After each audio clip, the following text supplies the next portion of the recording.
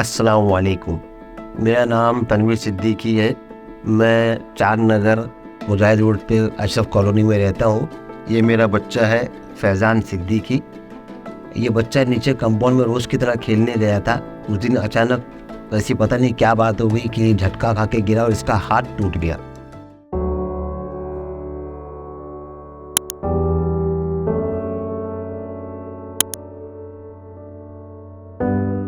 तो हम लोग अपने करीबी दोस्त के पास लेके गए डॉक्टर को। उन्होंने मशवरा दिया भाई कलवा लेके जाओ। कलवा में जाके हमने एक्सरे वगैरह करवाया तो एक्सरे इतना ख़तरनाक था कि डॉक्टर्स में उनका कहना था कि हमने इतने छोटे बच्चे का ऐसा केस नहीं देखा है। हम लोग बहुत घबरा गए और इमीडिएटली उसको ऑपरेट करना बहुत ज़रूरी था। डॉक्टर ने हमको 4 से 6 घंटे का टाइम दिया। अब हम लोग इस चीज़ को लेके बहुत परेशान हो गए कि भाई फाइनेंशियली मसला भी था, वक्त का भी मसला था। बहरहाल जैसे तैसे फिर हमारे एक दोस्त से कांटेक्ट किया तो उन्होंने हमको मेडफोर्ड हॉस्पिटल का हमको उन्होंने बताया इस बारे में कि भाई वहाँ बाईपास के पास है, वहाँ आप चले जाओ।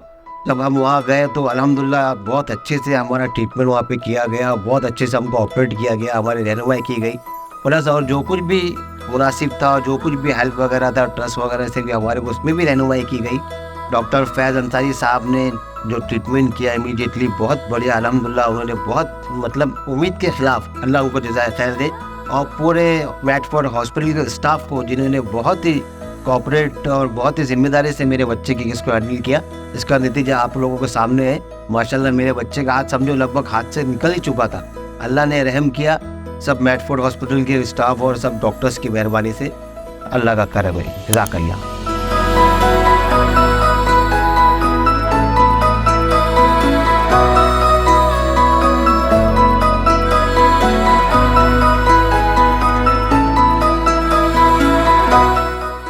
आज मैं आपको सुप्राकॉन्डाइलर ह्यूमरस के बारे में बताना चाहता हूँ। आज से कुछ 3 महीने पहले फैज़ान 6 साल का बच्चा हमारे पास कैजुअल्टी में एल्बो फ्रैक्चर लेकर आया था, जिसको हमारी भाषा में सुप्राकॉन्डाइलर ह्यूमरस फ्रैक्चर बोलते हैं। यह फ्रैक्चर स्कूल गोइंग चिल्ड्रन में बहुत आम बात है। छुट्टी के दौरान समर वेकेशंस के अंदर बच्चों के गिर जाने की वजह से एल्बो के ऊपर इस तरीके के फ्रैक्चर होते हैं। बोलने में, देखने में ये फ्रैक्चर बहुत ही आसान सा लगता है, पर ये फ्रैक्चर के कॉम्प्लिकेशंस बहुत ज़्यादा होते हैं। इस फ्रैक्चर के अंदर अगर प्रॉपर तरीके से ट्रीटमेंट नहीं दिया गया तो कई बार बच्चे के हाथ तक कट जाने की नौबत आ सकती है।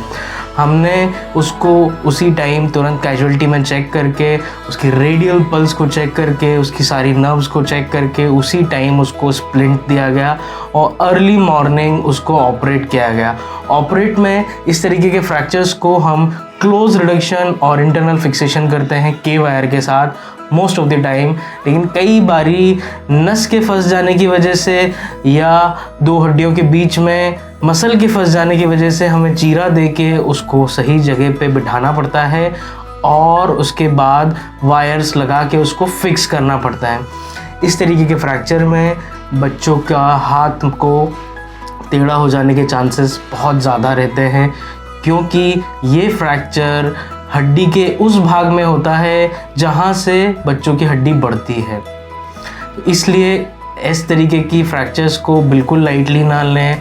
इमरजेंसी में एक्सपर्ट की सलाह लें, तुरंत लेकर जाएं और विदिन 24 आवर्स इसको ऑपरेट करने की ज़रूरत होती है।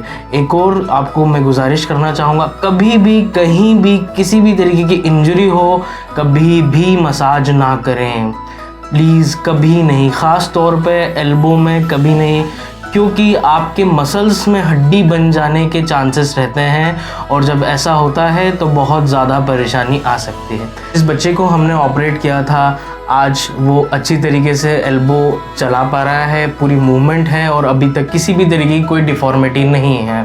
Myself doctor Faiz Ansari, I am an orthopaedic surgeon. I am available at Medford hospital from 10 AM in the morning till 12 o'clock in the afternoon. Thank you.